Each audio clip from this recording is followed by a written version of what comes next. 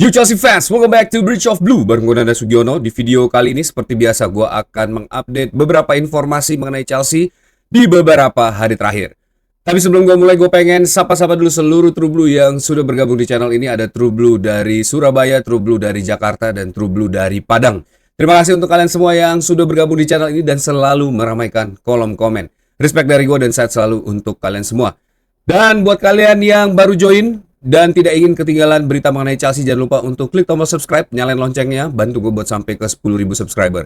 Kalian juga bisa membantu gue dengan memberi hype di video ini supaya makin banyak True Blue yang bergabung di channel ini. Kita mulai aja. Berita pertama, ini ada berita dari kegagalan Chelsea memenangkan pertandingan di matchday ke-32. Liam Rosenior berhasil membawa Chelsea memecahkan rekor ya. Ini pertama kali Chelsea berhasil kalah 3 kali dalam secara beruntun ya. Sejak bulan Maret 1998, 3 kali secara beruntun tanpa menciptakan gol. Ini salah satu rekor yang patut diacungi jempol dari Liam Rosenior, merusak trust Chelsea.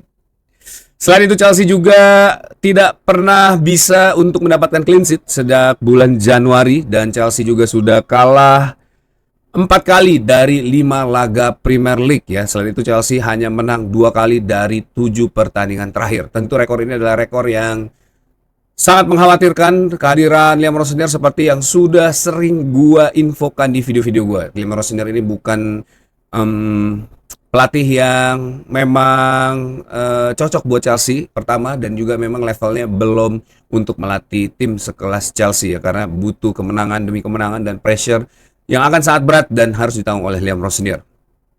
Nah, kekalahan ini juga membuat banyak pihak internal yang mulai mempertanyakan keputusan dari Liam Rosenior ya. Diberitakan oleh The Chelsea Forum, breaking news, ada ketegangan serius yang terjadi di dalam tubuh Chelsea ya setelah kekalahan dari Manchester City. Beberapa pemain senior ini diinfokan mengadakan emergency meeting untuk membahas hal tersebut dan juga menanggulangi ya hal-hal yang akan terjadi ke depannya. Beberapa info mengatakan Kapten Reece James dan beberapa pemain lain ini menyampaikan rasa frustasinya terhadap mentality tim dan juga kurangnya rasa bersaing ya, atau fighting spirit yang ada pada para pemain ya. Saat ini mood dalam internal Chelsea disebut sebagai toxic ya, dengan beberapa pemain yang mempertanyakan arahan taktikal dan juga apa yang akan dilakukan Chelsea ke depannya, dan berharap semoga Chelsea tidak sampai ke finish di mid table ya. Nah, ini juga ada perasaan bahwa hal-hal yang sudah dibangun di beberapa tahun terakhir ya, terutama di tahun lalu di bawah Enzo Maresca, ini kelihatannya akan menguap begitu saja dengan kedatangan dari Liam Rosenior. Nah, tentu ini adalah berita yang tentu tidak mengejutkan ya, karena memang apa yang sudah kita sering bahas juga di video-video gue di Bridge of Blue ini mengenai bagaimana Liam Rosenior dan juga owner ini sangat toksik ya, dan juga memang berusaha untuk selalu menghancurkan hal-hal baik yang terjadi di Chelsea ya. Nah, selain itu juga Liam Rosenior ini mengatakan di press conference ya bahwa dia membutuhkan waktu. Nah, ini kalau manajer sudah mulai ngomong-ngomongin soal waktu, ini berarti emang ada yang salah ya. Beberapa manajer yang tidak lama dipecat dan juga incapable menghadapi Chelsea ya, atau memimpin Chelsea, ini selalu memiliki alasan yang sama. Graham Potter juga pernah mengatakan hal serupa, kemudian juga Andre Villas-Boas juga pernah mengatakan hal serupa ya. Ini dikutip dari CFC Peace. Menurut Liam Rosenior ya, saya di sini dan saya harus memenangkan apapun itu di depan saya ya. Saat saya pertama kali datang, saya tidak pernah meminta mengenai waktu ya. Tapi saat ini saya jelas mengatakan saya butuh waktu, dan saya yakin di dalam waktu-waktu berikutnya akan ada hal-hal spesial yang terjadi. Kurang lebih begitu ya yang diinfokan oleh Liam Rosenior. Ya, gue sih merasa memang nih orang bukan levelnya Chelsea aja sih. Jadi apapun yang dia katakan sebenarnya itu seakan-akan seperti excuse ya. Nah, coba tulis pendapat kalian mengenai Liam Rosenior ya di kolom komen di bawah ya. Kemudian juga ada berita dari Fabrizio Romano yang menyatakan ini sebenarnya insider dari Chelsea, dan sempat juga diangkat sama Alex Krok dan juga Kieran Giles.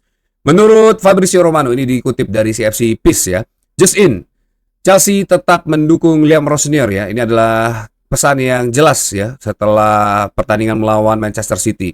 Dan jangan lupa, Liam Rosenior ini baru mendarat di bulan Januari dan tidak mendapatkan preseason ya.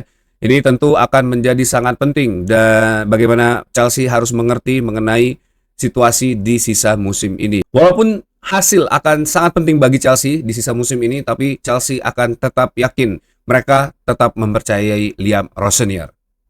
Nah ini yang sebenarnya menurut gue juga sangat disayangkan ya, bagaimana Chelsea ini terlalu naif menilai seorang pelatih dan juga terlalu naif untuk bisa segera mengambil keputusan tentang bagaimana seorang pelatih harusnya memimpin Chelsea ya. Kita tahu Liam Rosenior ini di Strasbourg pun sudah mendapatkan preseason, mendapatkan regulasi transfer yang baik ya sepanjang satu musim, tetap hanya mampu mengangkat Strasbourg di peringkat ke-7 dengan lawan-lawan yang memang levelnya mungkin harusnya jauh di bawah Strasbourg ya. Tapi dan pada saat ada narasi mengenai preseason dan juga masuk di bulan Januari ini gue agak sanksi sebenarnya Liam Rosenior ini bisa mengubah keadaan Chelsea di musim depan ya. Tapi sebelum itu terlambat, mungkin setelah akhir musim ini bisa dikonsider untuk mengganti pelatih ya. Nah di berita berikutnya ini ada Bluco yang terus merugi ya.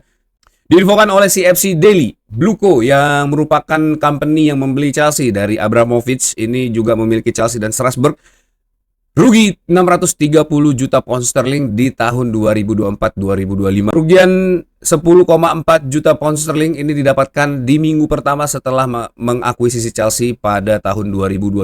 Nah, beberapa info juga beredar, kerugian ini termasuk dengan beberapa denda yang harus dibayarkan oleh Chelsea ke FA dan juga UEFA ya. Jadi memang ini banyak banget dan juga ada beberapa info yang kemarin sempat kita bahas juga tentang fee kepada agent dan ini juga menjadi salah satu pencatatan pembukuan kerugian Chelsea di musim 2024 dan 2025. Dan secara komersial sendiri ini Chelsea juga mengalami penurunan ya dari 200 juta pounds pendapatannya itu menjadi dari 220 juta pounds itu menjadi 200 juta pounds dan yang paling signifikan itu adalah hilangnya pemasukan dari sponsorship utama ya di VOS dan ini jelas menjadi red alert juga untuk Bluco dan semoga aja di kerugian demi kerugian bisa membuka mata Bluco bahwa memang prestasi adalah salah satu jalan tercepat untuk mendapatkan keuntungan bagi sebuah klub sepak bola ya. Dan kita tahu selama era Abramovich ini Chelsea selalu bisa mendapatkan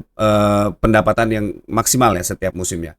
Ya semoga aja nanti dengan adanya kerugian ini juga Bluco bisa kembali on track ya dan akhirnya tersadar bahwa memang mereka harus urgensinya tuh ke prestasi gitu dan membangun tim yang memang bisa compete untuk mendapatkan juara ya. Nah di berita berikutnya nih ada John Terry yang akhirnya mengakuisisi klub dari League 2 ya, berarti di divisi 3 dengan nilai 14 juta pounds. Klub tersebut adalah Colchester United yang saat ini bermain di Football League 2, berada di peringkat ke-13 ya. Colchester United ini berasal dari kota Essex, beberapa puluh kilometer dari kota London. Dan kita tahu memang di beberapa musim lalu ya saat Abramovich baru dilengsarkan, ini John Terry sempat membuat konsorsium dan juga yayasan yang tugasnya adalah mengumpulkan dana untuk membeli kembali Chelsea atau share Chelsea pada saat itu ya. Tapi kelihatannya memang mungkin directionnya berubah dan akhirnya Chelsea diputuskan mungkin dananya dialihkan ke Colchester United ini ya di kota Essex dan kita lihat nanti gebrakan seperti apa. Apakah Colchester United ini akan menjadi the next Wrexham ya yang memiliki Cinderella story sampai dengan musim ini ya. Kita lihat nanti bagaimana pergerakan dari John Terry ya. Nah, kita ke berita utama. Ini ada berita mengenai transfer news ya, baru aja keluar insider juga dari Kieran Gill ya. Menurut CFC Peace dikutip dari Kieran Gill ya, seperti yang diharapkan Chelsea akan menargetkan pemain berpengalaman ya di bulan summer ini, pemain yang memang Premier League proven dan juga punya kemampuan untuk meningkatkan daya saing Chelsea di musim depan. Tapi banyak supporter yang skeptis mengenai hal ini dan hanya menganggap berita-berita ini adalah cerita-cerita bohong belaka ya. Nah ini emang yang ya sering lah ya kita dengar ada berita begini, berita begitu, pengen ngambil experience, tapi pada nyatanya nanti yang direkrut adalah pemain muda dengan harga yang sangat mahal ya. Nah tapi hal tersebut juga diamini oleh Alex Kruk dan juga Ben Jacob ya. Dilansir dari Chelsea Dodgers, Marco Senesi ini berharap segera mendapatkan kontrak baru ya dengan klub barunya sebelum akhir musim terjadi. Marco Senesi ini masih menjadi target oleh beberapa klub di Italia, tapi ada juga Premier League klub yang tertarik, termasuk salah satu adalah Chelsea, Spurs, dan juga Man United. Nah, ini kalau misalnya memang Marco Senesi yang dianggap sebagai pemain experience, nah, tentu ini gue sangat pro ya dan membawa Marco Senesi ke Stamford Bridge di musim depan, karena kita tahu Marco Senesi ini tampil sangat baik di Bournemouth, mengalahkan Arsenal ya, memimpin lini belakang Bournemouth pada pekan ke-32 kemarin. Dan sepanjang pertandingan ya, ini Marco Senesi bekerja dengan sangat baik dan dia juga menjadi andalan lini belakang Bournemouth untuk mengamankan 10 rekor Bournemouth ya tanpa kekalahan sebelum menghadapi Arsenal kemarin. Berarti sekarang Bournemouth sudah 11 match tanpa kekalahan dan ini tentu sangat luar biasa ya bagaimana Senesi bisa mengubah lini belakang Bournemouth ini jadi jauh lebih baik lagi ya. Nah, itu juga yang semoga aja bener-bener ya. Ini sebenarnya best deal banget, kita nggak perlu mengeluarkan biaya transfer, jadi cukup untuk negosiasi gaji aja. Tapi ada berita miring juga mengenai rekrutmen Senesi ini, katanya sih dilansir dari Nizar Kinsella ya, dikutip dari CFC Pace, Chelsea akan mencari center back dengan profil yang lebih fisikal ya untuk menjadi partner Liva Colwill di musim depan.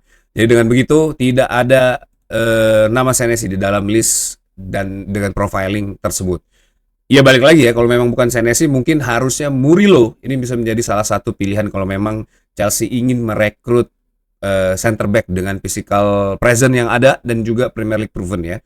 Karena kita tahu Murillo ini bisa menjadi salah satu pilihan utama juga ya, target utama Chelsea di bursa transfer musim panas nanti. Dan Murillo memang sudah sempat dikait-kaitkan dengan Chelsea di beberapa waktu kemarin dan sempat juga gue bahas di video gue ya.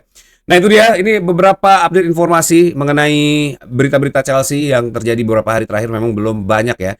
Dan di tengah minggu ini Chelsea akan istirahat dulu karena kita sudah tereliminasi dari UCL. Akan ada pagelaran UCL ya, akan ada Arsenal yang melawan Sporting dan gue berharap semoga Sporting bisa comeback ya di Emirates Stadium ya.